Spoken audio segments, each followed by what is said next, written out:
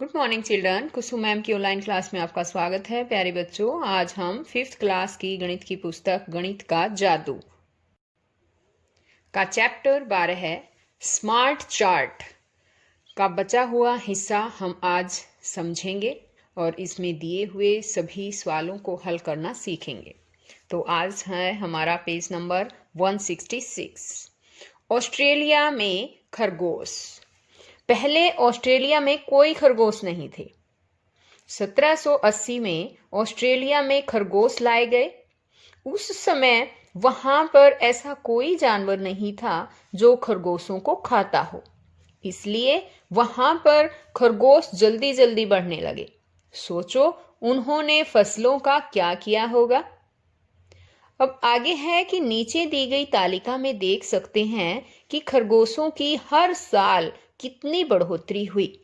तो ये देखो बच्चों, इस चार्ट को अच्छी तरह से, इस तालिका को ध्यान से देखो। ये है साल के शुरुआत में खरगोश थे 10, एक साल में खरगोश हो गए 18, दूसरी साल में 32, तीसरी साल में 58 और चौथी साल में हो गए 108। इस तरह से बढ़ते रहे। तो क्या मुझे आप बता सकते हो बच्चों कि ये किस तरह से बढ़े? तो देखिए मैं समझाती हूं। यहां पर 10 है, एक साल में 18 हो गए, है ना। तो 10 का दूना कितना होता है? 20, है ना। और 20 में से 2 गए, कितने रह गए? 18 हैं। अब क्या होगा कि 18 का दूना कितना होता है? 18 दूनी 36, और 36 में से 4 गए, कितने रह गए? 32। तो दूसरी साल 32 बढ़े। अब की बार 32 का दूना कितना होता है? 64, और 64 में से 6 चले गए, तो कितने रह गए? 58। और अब 58 का दूना देखो बच्चों, 58 का दूना कितना होता है? 116 है। इसमें से अब 6 गए थे ना पिछली साल, चौथी साल में कितने चले जाएंगे? 8। तो 116 में से 8 गए, बच गए 108। इस तरह से ये बढ़ेंगे। अब ये क्या कहता है कि हर साल के बाद खरगोशों की संख्या हर साल के बाद किस तरह से है कि पिछले साल की संख्या के दुगने से कम थी, या पिछले साल की संख्या से दुगनी थी, या पिछले साल की संख्या से 8 ज्यादा थी, या कहता है पिछले साल की संख्या के दुगने से कुछ ज्यादा थी। तो इन 4 जो ऑप्शन दे रखे हैं इसमें से एक आंसर ठीक है और वो हमें छांटना है। तो आप खुद बताओ बच्चों, इसमें से कौन सा आंसर ठीक होगा हमारा? शाबाश। अभी मैंने समझाया भी है ना कि जो पिछले साल की संख्या के दुगने से कुछ कम, हर साल यही होता आया है ना, खरगोशों की संख्या पिछले साल के संख्या के दुगने से कुछ कम थी। यानी इस साल 2 कम हो गई दुगने से, दूसरी साल क्या हुआ? 4 कम हो गई, है ना, फिर 6 कम हो गई, फिर 8 कम हो गई। इस तरह से होती रही है। तो हमारा आंसर इसका ये वाला होगा। अब आगे है कि छठे साल के अंत में खरगोशों की संख्या हो गई लगभग। तो हमें छठे साल के बारे में पता करना है। तो देखिए, पहले इसके लिए 5वें साल का पता करना पड़ेगा। 108 चौथे साल में है ना, तो 108 का दूना देखो कितना होता है? शाबाश बताओ, 216 है। और इसमें से कितने निकलेंगे? पिछली साल 8 कम हुए थे ना, अब की बार 10 कम होंगे, तो कितने आ जाएंगे? 206। और छठे साल 206 का दूना कितना हो गया? 206 का दूना देखो कितना होता है? 412 है। और अब की बार घटेंगे कितने? 12 घटेंगे, तो कितना आ जाएगा बताओ? शाबाश, 412 में से 12 गए, 400। तो यहां आ गए 400। अब इसने कहा है छठे साल के अंत में खरगोशों की संख्या हो गई लगभग, कितनी हो गई देखो छठे साल में? 400। तो हमारा ये वाला आंसर बिल्कुल सही है। अब है कि किस साल के बाद खरगोशों की संख्या 1000 को पार कर गई? अब हमें इसी तरह से आगे निकाल कर देखना है और पता करना है कि 1000 से ज्यादा खरगोशों की संख्या किस साल होगी। तो देखिए, इसको मैं यहां पर समझा देती हूं। सातवें साल में, छठे साल में 400 है ना, 400 का दूना हो जाएगा 800 और 800 में से घटेंगे। छठे साल 12 घटे थे ना, अब की बार कितने घटेंगे? 14 घटेंगे। और जब ये 14 घट जाएंगे तो घटाओ, इसमें से कितना आएगा? 6, 8 और ये 7, 786 बचेंगे। अब 8वें साल देखो बच्चों, 8वें साल 786 का दूना और उसमें से कितने घटेंगे? 16 घटेंगे। तो ये देखो 1500 और कुछ बनेंगे, तो 1000 से ऊपर हो गए ना, तो कौन सी साल होंगे ये 8वें साल आएगा। यहाँ पर 8वें साल 1000 को पार कर जाएंगे। अब यहाँ पर देखो, पेज नंबर है हमारा 167, परिवार वृक्ष। तो बच्चों, हमें अपने रिश्ते नातों के बारे में भी समझना चाहिए, है ना। तो आज हम यही समझने वाले हैं कि हमारे जो मम्मी पापा है, उनके भी मम्मी पापा हमारे क्या लगते हैं और उनके मम्मी पापा हमारे क्या लगते हैं। तो ये सब हम आज इस वीडियो में सीखने वाले हैं। देखिए, माधव अपने माता पिता के साथ एक शादी में गया। वहां वह बहुत सारे रिश्तेदारों से मिला, पर वह सबको नहीं जानता था। वह अपनी माँ के दादा से मिला और उसे पता लगा कि उसकी माँ की दादी जिंदा नहीं है। उसे ये भी पता लगा कि उसकी माँ की दादी की माँ अभी जिंदा है और उनकी उम्र 100 साल से ज्यादा है। माधव उलझ कर रह गया। वह अपनी माँ की दादी की माँ के बारे में तो सोच भी नहीं पा रहा था। इसलिए माधव की माँ ने उसको समझाने के लिए एक परिवार वृक्ष बनाया। तो देखिए बच्चों, आप अपने रिश्तों के बारे में भी इससे जान सकते हैं। देखिए, ये है माधव और ये है माधव के पिता और ये है माधव की माँ शोभना। अब माधव की माँ शोभना के भी मम्मी पापा हैं। देखिए, ये हैं इसके शोभना के पिता और ये है शोभना की माँ।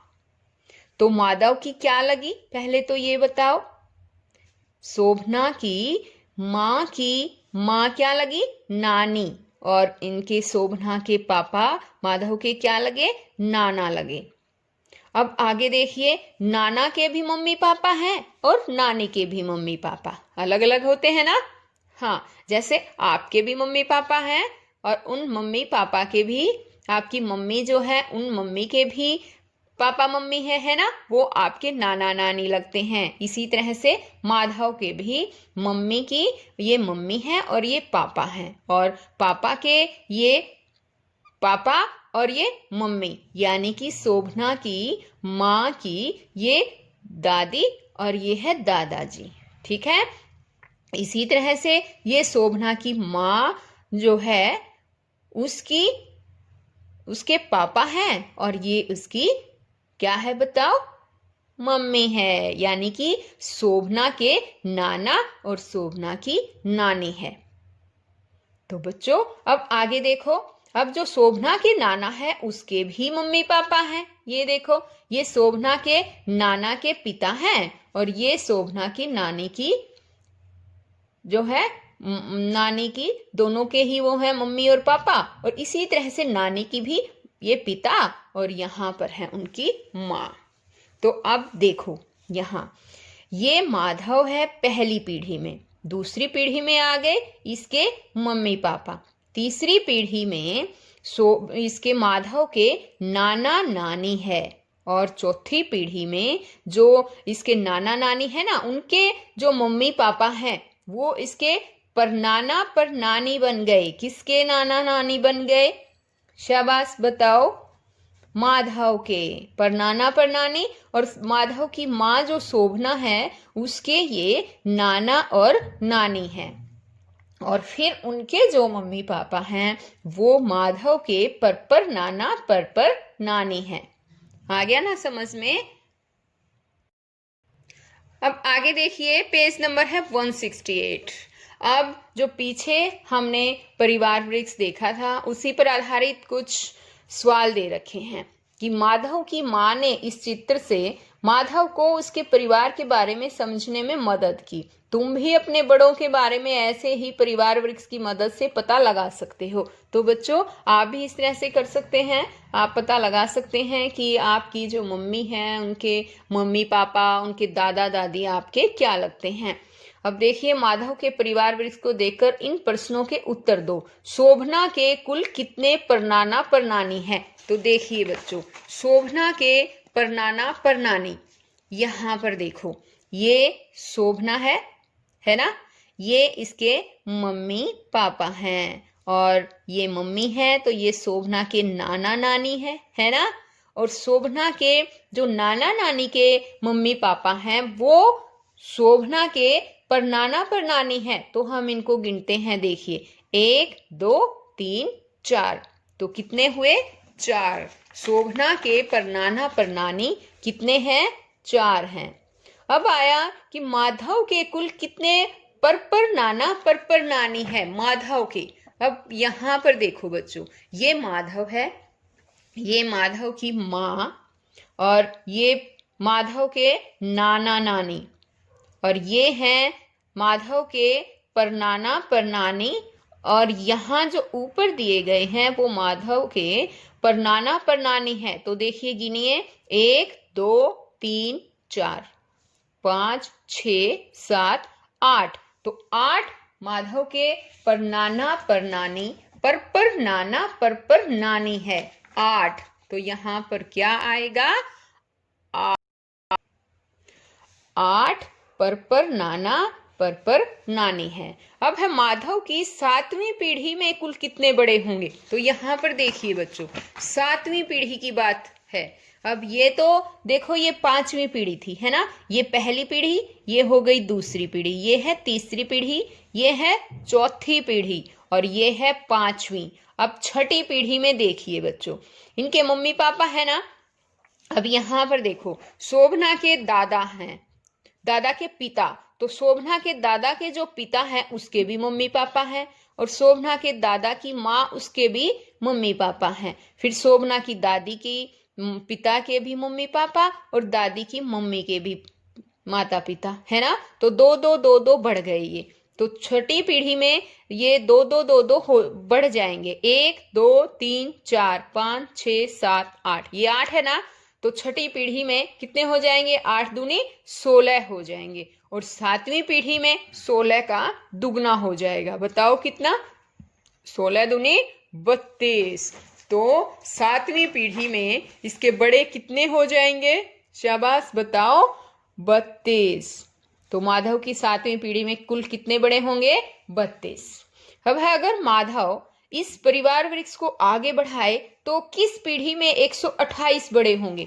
अब आगे इसने पूछा है, अगर इसी तरह से आगे बढ़ाता रहा तो किस पीढ़ी में 128 बड़े हो जाएंगे? तो वही बच्चों 7वीं पीढ़ी में 32, है ना। ये देखो, 7वीं पीढ़ी में है 32, 8वीं पीढ़ी में वही 32 का दूना कर दो आप, कितने हो जाएंगे? 64 हो जाएंगे, है ना। और फिर 9वीं पीढ़ी में 64 का दूना करो बच्चों, कितना हो जाएगा? 128। तो हो गए ना, 9वीं पीढ़ी में 128 बड़े होंगे। तो ये देखो, 9वीं पीढ़ी में हो गए 128। ठीक है, तो हम यहां पर लिख देंगे 9वीं पीढ़ी। अब यहां देखो, बढ़ते हुए पौधे का चार्ट। अमित ने मूंग की दाल के कुछ बीज जमीन में डाले। पहले 4 दिनों में पौधे की लंबाई 1.4 सेंटीमीटर हो गई। उसके बाद वह तेजी से बढ़ने लगा। ये देखो, ये बीज बोए थे, है ना, और पहले 4 दिनों में जो है 1.4 हो गया। फिर हर 4 दिन बाद अमित ने पौधे की लंबाई नापी और अगले पृष्ठ पर बने चार्ट में बिंदु लगाया। उदाहरण के लिए अगर हम चौथे दिन पर लगे बिंदु को देखें तो पता लगेगा कि पौधे की लंबाई 1.4 सेंटीमीटर है। हर बिंदु की ऊंचाई को देखो और तालिका से जांचो कि अमित ने बिंदु ठीक लगाए हैं या नहीं। तो ये तालिका देखिए बच्चों, ये पहले 4 दिन में 1.4 है, फिर 8 दिन में 5.3, 12 दिन में 9.5, 16 दिन में 10.2 और 20 दिन में 10.9 बढ़ोतरी हुई है पौधे की। ये सेंटीमीटर में है।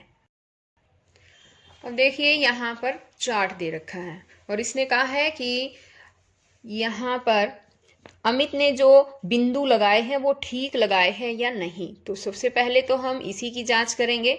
देखिए ये है दिन 4, चौथा दिन, ये 8वां, 12, 16 और 20 ये दिन दे रखे हैं। ये यहाँ पौधे की लंबाई सेंटीमीटर में दे रखी है। तो इसने कहा था चौथे दिन जो है पौधा 1.4, तो ये देखिए 1 पॉइंट और ये 4 बिल्कुल ठीक बिंदु लगा रखा है। 8वें दिन कहा इसने 5.3, तो देखिए 5 पॉइंट पर तो ये आ जाता है और ये 5.3 पे आ गया, ठीक लगा रखा है। 12वें दिन है 9.5, तो 9 और ये 0.5 बिल्कुल ठीक लगा रखा है ये बिंदु भी। और 16वें दिन 10.2, ये 10 हो गया और ये 0.2 बिल्कुल ठीक लगा रखा है ये भी बिंदु। 20वें दिन जो है 10.9 सेंटीमीटर पौधे की लंबाई है, तो 20वें दिन ये हो गया 10.9, तो बिंदु बिल्कुल ठीक लगा रखे हैं। इसने कहा था कि तालिका से जांचो कि अमित ने बिंदु ठीक लगाए हैं या नहीं। तो यहाँ लिखेंगे हाँ बिल्कुल ठीक लगाए हैं बिंदु, ठीक है। हाँ अमित ने बिंदु ठीक लगाए हैं। अब ये देखिए यहाँ पर अब हमारे सवाल है ग्राफ से पता करो किन दिनों में पौधे की लंबाई सबसे ज्यादा बढ़ी। तो बच्चों ये देखो 0 से 4 में, 0 से 4 में, 4 से 8 या 8 से 12 या 12 से 16 और 16 से 20 इस तरह से दिया है। तो किस में ज्यादा बढ़ी? 0 से 4 में ये है 1.4 और 4 से 8 में बढ़ी है 5.3, यानी यहाँ पर बढ़ी है 1.4 और यहाँ 5.3 और इसमें है 9.5 और 10.2। ये देखिए आप एक बार, और यहाँ है 10.9। इन दोनों में तो बहुत ही कम बढ़ी है, 0.7 का फर्क आया। इसमें देखिए यहाँ 5.3 में से ये घटाएंगे तो 3.9 बढ़ी है। और चौथे से 8वें में देखिए एक बार, यहाँ पर बढ़ी है 4 पॉइंट कुछ बढ़ी है ना। यहाँ पर अंतर 4.2 का आता है और इसमें भी बिल्कुल थोड़ा अंतर है। तो यहाँ 4 से 8 जो है ग्राफ में ये, और 8 से 12 में 9.5। तो देखिए यहाँ 8 से 12 में 9.5 बढ़ी है, तो इन दोनों में अंतर ज़्यादा है ना यहाँ से। तो इस जो है इसमें ज़्यादा बढ़ी है, इसलिए 8 से 12 में इनकी लंबाई ज़्यादा बढ़ी है, तो ये आएगा। आगे है 14वें दिन पौधे की लंबाई कितनी होगी अंदाज़ा लगाओ। 14वें दिन का अंदाज़ा लगाना है हमें। तो देखिए 12 और 16 के बीच में 10.2, दोनों में 10.2 का वो है ना अंतर है, दोनों में बड़ी है 10.2। तो इसने कहा है 14वें दिन यहाँ बीच में। अब 16वें दिन है 10.9, है ना। आप यहाँ इस चार्ट की मदद से इजीली समझ सकते हैं। देखिए ये कहता है 12वें दिन तो 9.5 है और 16वें दिन 10.2 है। इसने कहा है बीच में, यहाँ पर बीच में कितनी बढ़ी, बीच का बताना है हमें। तो 9, ये 10.2 तो हो नहीं सकता क्यों, ये तो 16वें दिन थी। 10.5 तो इससे भी हो गया, ये भी नहीं हो सकता। और इसमें से 9.9 सेंटीमीटर बढ़ सकती है ना। से ये भी कम नहीं हो सकता 8.7, क्योंकि 12वें दिन 9.5 बढ़ी हुई थी, तो 9.5 से कुछ ज्यादा ही होगी, इसलिए 9.9 सेंटीमीटर बढ़ेगी। क्या ये पौधा हमेशा बढ़ता रहेगा? और 100वें दिन पौधे की लंबाई क्या होगी, अंदाजा लगाओ। तो बच्चों हाँ, पौधा हमेशा बढ़ता रहता है, पौधा हमेशा बढ़ता रहेगा। हाँ, ये अब इसने कहा है 100वें दिन, तो बच्चों आगे आगे जैसे भी पौधा बढ़ता जाता है उसकी लंबाई जो है वो कम होती रहती है, कम मात्रा में बढ़ोतरी होती है इसकी। तो 100वें दिन हम अंदाजा लगा सकते हैं कि 100वें दिन जो है वो पौधा 20 सेंटीमीटर के आसपास बढ़ता मिलेगा। तो बच्चों इस वीडियो में ये चैप्टर यहीं पर ख़त्म होता है, इतना ही। फिर नेक्स्ट वीडियो में फिर मिलेंगे, तब तक के लिए बाय।